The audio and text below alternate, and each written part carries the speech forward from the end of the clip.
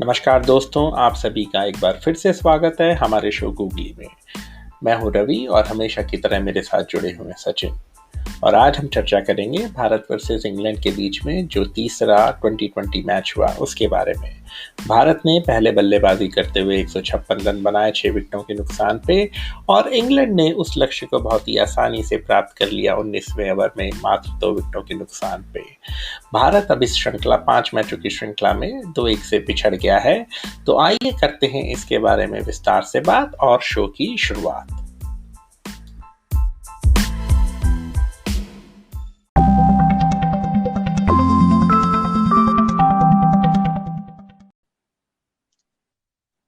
नमस्कार सचिन, कैसे हैं आप? भाई साहब, आप ही बोलो पहले, आप कैसे हो सर? मैं तो थोड़ा निराश हूँ। निराश हो? मैं भी बहुत निराश हूँ आज। मेरी निराशा का कारण भारतीय टीम के प्रदर्शन से ज्यादा ना भारतीय टीम की चयन नीति और उनकी रणनीति है। मुझे उनकी चयन नीति में ना कोई दूरदर्शिता नहीं दिखाई देती किसी भी तरीके की। और मुझे ये भी नहीं समझ में आता कि जब वो टीम का चयन कर रहे होते हैं तो उनके दिमाग में क्या चल रहा होता है। वो क्या सोच के, क्या समझ के, किस लक्ष्य की प्राप्ति की लिए वो टीम को चुनते हैं। सबसे पहले, जैसे हमने पिछले एपिसोड में भी बात करी, वो 5 बॉलरों के साथ फिर से उतरे, जिनमें से 2 तो ऑलराउंडर हैं। हार्दिक पांडे और वॉशिंगटन सुंदर को तो वो ऑलराउंडर कंसीडर करते हैं। दूसरी चीज ये कि आप 3 विकेट कीपर के साथ जा रहे हैं टीम के अंदर, ईशान किशन, ऋषभ पंत और केएल राहुल जो आईपीएल में कीपिंग करते हैं, और यजुवेंद्र चहल की क्या कहते हैं, और 2 पेस बॉलर, सॉरी, एक तो हो गए आपके शार्दुल ठाकुर और एक हो गए भुवनेश्वर कुमार। तो उसके बाद जब आप ऐसा मिश्रण ऐसी टीम के साथ उतरते हैं तो आपका क्षेत्र रक्षण, फील्डिंग भी कमजोर होती है। और यजुवेंद्र चहल को इतने अच्छे तो फील्डिंग करेगा कौन? तीसरी चीज, आप 7 से 8 बल्लेबाज लेके उतर रहे हैं अपनी टीम के अंदर। जैसे 7वें 8वें क्रम पे वॉशिंगटन सुंदर आ रहे हैं और शार्दुल ठाकुर आ रहे हैं, मगर उन तक बात पहुंचती नहीं है। तो फिर ऐसे बल्लेबाजों को लेके और ऑलराउंडर्स को लेके फायदा क्या है? आप कोई प्रॉपर और अच्छे बॉलर्स क्यों नहीं लेते जो कि विकेटें अच्छे से चटका सकें?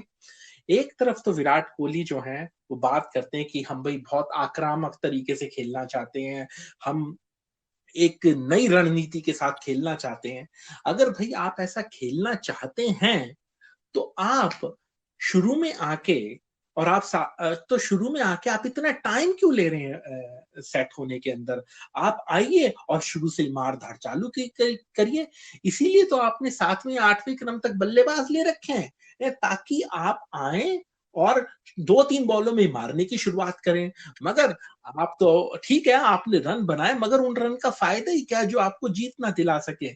उसके फिर तो 125 रन भी ऐसे ही हैं और 150 रन भी ऐसे ही हैं। अगर आप क्या कहते हैं, जीतते नहीं है गेम और ऐसी कोई रणनीति का दिखाते नहीं है अपनी तरफ से, तो कोई फायदा नहीं है 7वें 8वें क्रम तक बल्लेबाजी का मेरे हिसाब से। और आप केएल राहुल को अपने साथ रगड़ाए चल रहे हैं। वो बेचारे इतने स्ट्रगल कर रहे हैं कॉन्फिडेंस में, फॉर्म में, मगर आप उन्हें खिलाए जा रहे हैं। इससे उनका, आप केएल राहुल को फिट करने के चक्कर में आप पूरी टीम का संतुलन है ना आप बिगाड़ रहे हैं। बेसिकली आप ये कर रहे हैं, ना तो आप 6 बॉलर खिला रहे उस चक्कर में, ना तो आप कोई ऐसे बैट्समैन खिला रहे जो फॉर्म में है, ना तो आपको ऊपर के बल्लेबाजों से रन मिल रहे हैं। तो सारा का सारा मामला ना, जैसे भाषा में हम बोलेंगे, भीषण गंडगोल है। और मुझे तो मेरी समझ के परे है। इन सब चीजों को सुन के ना मेरे को एक गाना आता है, याद आता है, एक फिल्म का गाना। इस फिल्म का नाम था 20 साल बाद। और फिल्म का गाना ऐसे था, कहीं दीप जले कहीं दिल, तेरी कौन सी है मंजिल, जरा दिल आकर परवाने, तेरी कौन सी है मंजिल। तो भाई मैं तो ना बहुत ही निराश हुआ टीम के चयन को लेके। और सचिन, आपने बताया कि हमारे श्रोतागण ने भी कुछ कमेंट्स भेजे इस चीज को लेके, तो आप हमारे साथ शेयर करिए थोड़े कमेंट सुन के भी और अपना भी ओपिनियन बताइए हमें। नमस्कार, गुड मॉर्निंग, गुड इवनिंग, जहां भी आप हैं, and thank you for listening. And हम बड़े दिल से और बहुत ही सीरियसनेस में आपको अपने एपिसोड्स प्रेजेंट करते हैं। और मैं आज के गेम के बाद थोड़ा डिसअपॉइंटेड जरूर हूं, जबकि मैं मेंटेन करता हूं कि हार जीत लगी रहेगी। We are not so disturbed कि हम हार गए या हम कोई एकदम मून पे पहुंच जाएंगे जो हम पिछला गेम जीते थे। एक अच्छे प्रदर्शन की और एक डिसाइसिव डिसीजन मेकिंग की जो जरूरत होनी चाहिए। अगर आप लड़ते लड़ते मरते हैं तो आपको वीर चक्र, परमवीर चक्र मिलता है। अगर आप भाग रहे हैं और कोई आपके पीठ पे गोली मार दे, हाँ, तो आप भागते हुए मारे गए, मर तो फिर भी गए, लेकिन उसमें आपको कोई वीरता का चक्र नहीं मिलता। मेरा सिर्फ ये कहना और ये एग्जांपल देने का मतलब ये था। एक तो आप प्रेस कॉन्फ्रेंस में उतरते हैं एज अ कैप्टन और बोलते हैं वी विल गो हार्ड, तो where are you going hard? Hard on what? We are talking about cricket. क्या आप हार्ड उतरने के मतलब कि we will go hard on the game and we will play an aggressive approach, जैसे रवि ने कही, I am not seeing anything. खाली एक बार पीछे ईशन किशन ने गेम चेंज कर दिया था, अदरवाइज कोई आपका डिसाइसिव अप्रोच नहीं है। और इसी बारे में आज विक्रम राठौर साहब जो हमारे बैटिंग कोच हैं, उन्होंने ये चीज कही। और ये मुझे एक हमारे बहुत ही मन से सुनने वाले, हमारे साथ जुड़े हुए एक लिसनर, वो भी एक क्रिकेट के बहुत एविड फैन है, न्यू दिल्ली से संदीप जी हैं। उन्होंने ये कहा, विक्रम राठौर ने आज कहा, 3 failures does not change the fact that KL Rahul is probably the best batsman we have for this format। तो उन्होंने कमेंट ये कहा, it's sad, so we should wait for sunny days to come after the world cup. बिल्कुल सही फरमाया उन्होंने कि KL Rahul binary code पे चल रहे हैं। पिछली 4 इनिंग्स में उन्होंने रन बनाए हैं 0 1 0 0। अरे क्या बात कर रहे हैं सचिन जी आप? उन्होंने तो 100 रन पूरे कर दिए आज। अरे 1-0-0। हाँ जी बिल्कुल, लेकिन काश ये किया होता तो मैं अपने मुंह पे आज टेप लगा के बैठा होता, और बिल्कुल वो भी डक टेप के निकालते हुए मूछ भी निकल जाए बाहर। लेकिन ये 4 इनिंग में 0 1 0 0, ये 4 इनके इंडिविजुअल स्कोर थे। और साथ में विक्रम राठौर साहब ने सबको चुप कराने के लिए ये कह दिया कि पिछले 2 साल में इन्होंने इतने तादाद में रन बनाए हैं, बाल्टी बाल्टी भर भर के, कि ये वर्ल्ड के टॉप 3 बैट्समैन में है। सब ये तो बिल्कुल बहुत बढ़िया बात है। सचिन तेंदुलकर सर ने 15,000 से ऊपर इंटरनेशनल रन बनाए हैं, तो क्या उनको वापस बुला लें? सब ऐसी बात नहीं है। कहने का मतलब ये है कि कोई भी आदमी फॉर्म या आउट ऑफ फॉर्म चले जाता है। विराट कोहली साहब ने ये भी कह दिया कि भैया मैं भी आउट ऑफ फॉर्म था, मैं भी तो पिछले 2 इनिंग में रन बनाए। अरे साहब, आपने इतने दिल जलाए हैं हमारे पीछे कि आपने 2 इनिंग्स में रन बना लिए, तो अब हम कितनी इनिंग्स वेट करें केएल राहुल के साहब के लिए? अब ये ऑडिशनिंग तो कुछ नहीं हो रही है। ये मेरे ख्याल से ये प्री डिटरमिन्ड है कि इनको कौन से 14 या कौन से 11 वर्ल्ड कप में खिलाने हैं। ये तो यूं ही हमारा दिल जलाए जा रहे हैं। और वो जो आपका गाना 20 साल वाला है, जैसे हम 1983 वर्ल्ड कप के बाद हम 30 साल रुके थे, तो क्या हम अगले वर्ल्ड कप T20 जीतने के लिए भी 20 साल रुकेंगे या 30 साल रुकेंगे क्या? तो सब आई एम टोटली फ्लैबरगास्टेड, मतलब मेरे पास शब्द नहीं है अबाउट टीम सिलेक्शन। बिल्कुल बात सही है कि अगर हम हार्ड जाएंगे तभी तो चांस आएगा हमारे ऑलराउंडर्स का खेलने का। That means you don't have confidence in those allrounders, तो उनको आप ऑलराउंडर क्यों डिक्लेयर करते हो? और आज जो उम्दा बल्लेबाजी करी जॉस बटलर ने, साहब, वो होता है गोइंग हार्ड, जो कि आए ना दाएं उन्होंने मारा, बिल्कुल हिसाब देख के कि भाई आज लेग अरे साइड। भाई साहब, उन्होंने तो ऐसा मारा, भिगो भिगो के मारा है। अरे दाएं ले, बाएं ले, आगे ले, हाँ, उन्होंने जैसे कोई चीज नहीं छोड़ी साहब। उन्होंने जोश भी दिखा दिया जॉश के लिए, और बटलर भी दिखा दिया हमारे ऊपर। अर्तन बर्तन भांडे सब फेंक दिए उन्होंने। अरे बटलर बन के उन्होंने बैंगन का भरता बना दिया भाई साहब हमारे बॉलरों का। ये नहीं नहीं, और बिल्कुल ले रपाटे दे के मारे इधर उधर से। आज अगर आप एक चीज और देखिए, सीधी सी बात मैं आपको ये कहता हूं कि आप मार्क वुड की बॉलिंग देखिए। हमारे जो मार्क वुड, जो इनके इंग्लैंड के जो बॉलर हैं, इन्होंने 2 ही गेम खेले हैं। पिछले गेम में मार्क वुड ने 4 ओवर किए थे, 20 रन दिए थे और 1 विकेट ली थी। आज उन्होंने 4 ओवर किए, 31 रन दिए और 3 विकेट ली। वो भी 31 रन इसलिए क्योंकि वो उसके एक आध 2 छक्के पड़ गए थे एंड में। तो आप ये देखिए कि साहब वो जो बॉलिंग कर रहा है वो शेयर पेस।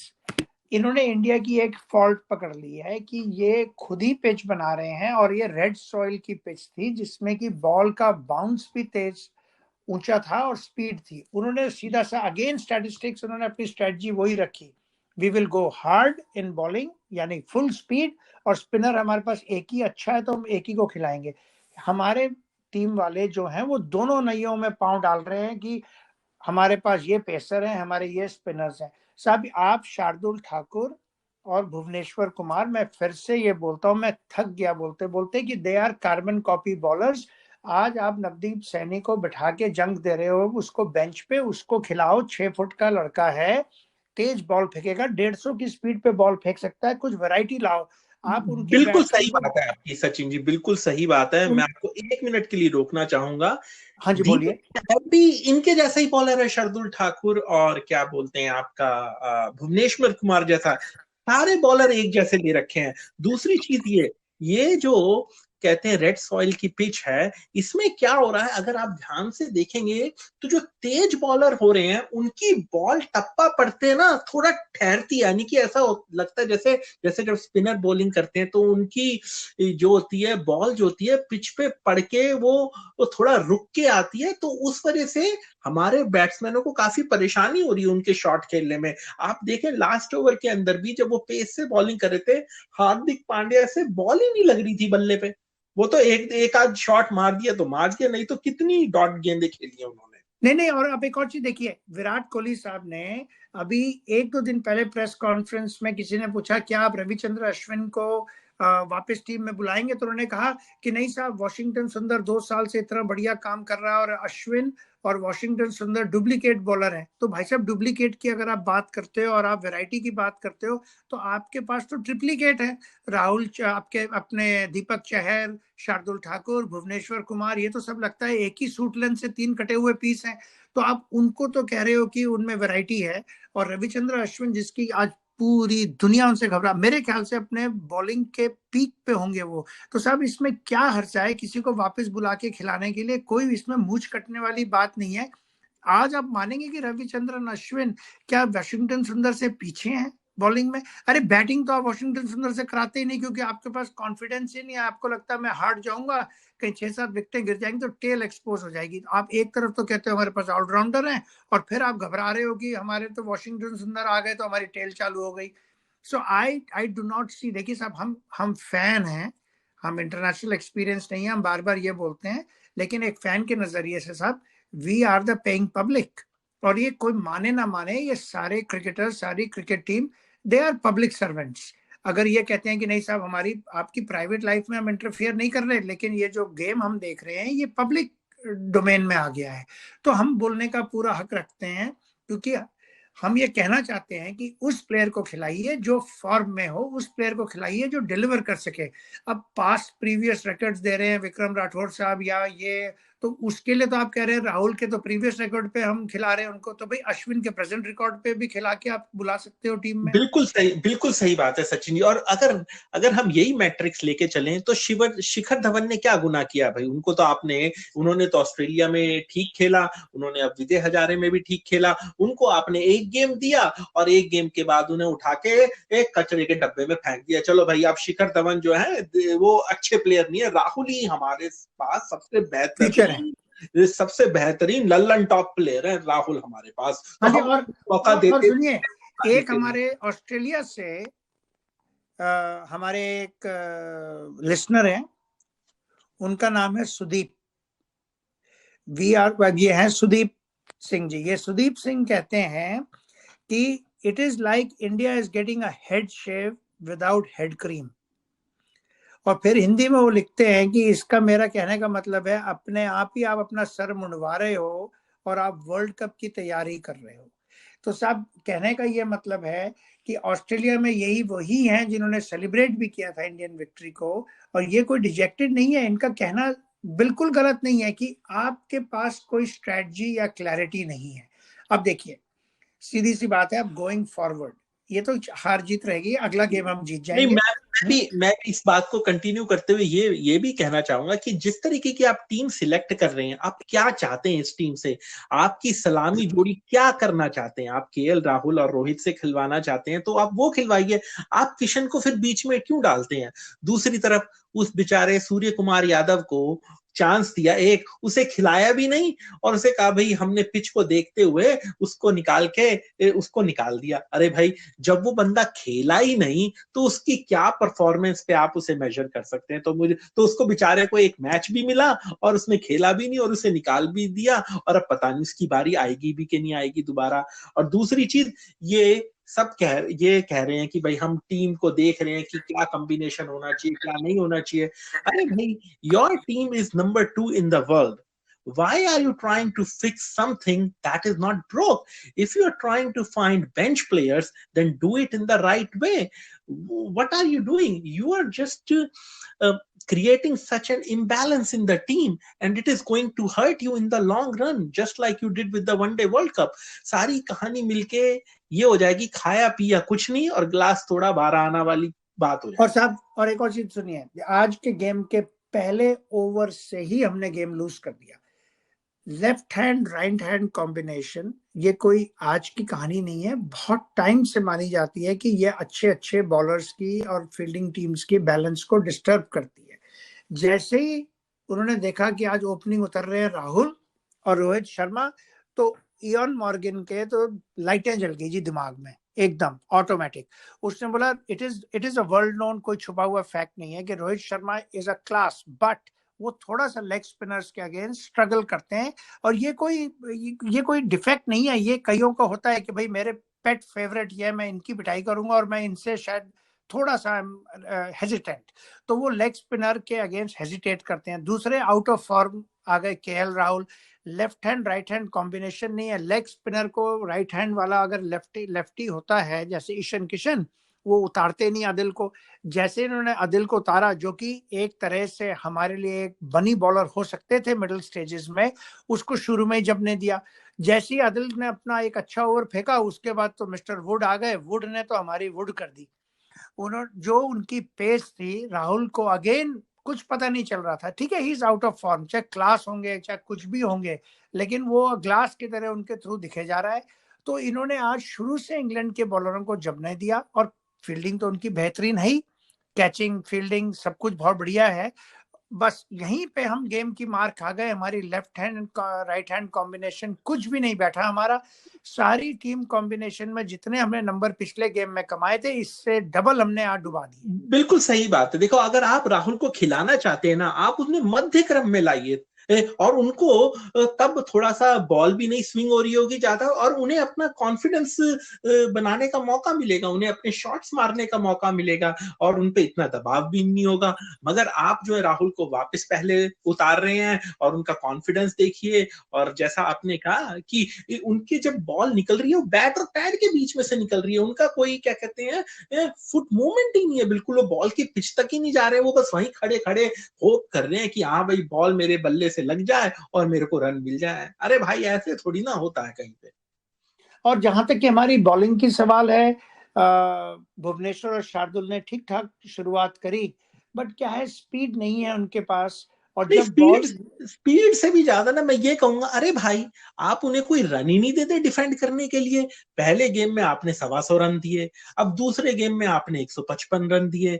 अगर आप उन्हें 180 रन 190 रन बना के देते तो वो डिफेंड भी कर लें, मगर 125 रन 150 रन कैसे डिफेंड करें इस पिच पे? नहीं, वो आपकी बात सही है, लेकिन क्या है, देखिए साहब, आई am not in Ahmedabad, but हम भी सुनते हैं कि जब वहां पे ह्यूमिडिटी कंटेंट लो है, देयर इज नो मूवमेंट, तो ऐसे में आप स्विंग बॉलर्स को क्यों खिला रहे हैं? आप शेयर पेस पे जाके ट्राई तो करिए। आप कह रहे हैं वर्ल्ड कप ऑडिशन है, तो मैं अगेन मेंटेन करता हूं कि सीधा एकदम आप पेस पे जाइए। आपके बेंच स्ट्रेंथ में अच्छा पेसर बैठा हुआ है, और we could have a good lift and carry. और साथ में रही बात ये कि yes we are missing Jadeja आ जाएं, तो उसमें आप फिर आराम से एक बैट्समैन कम करें।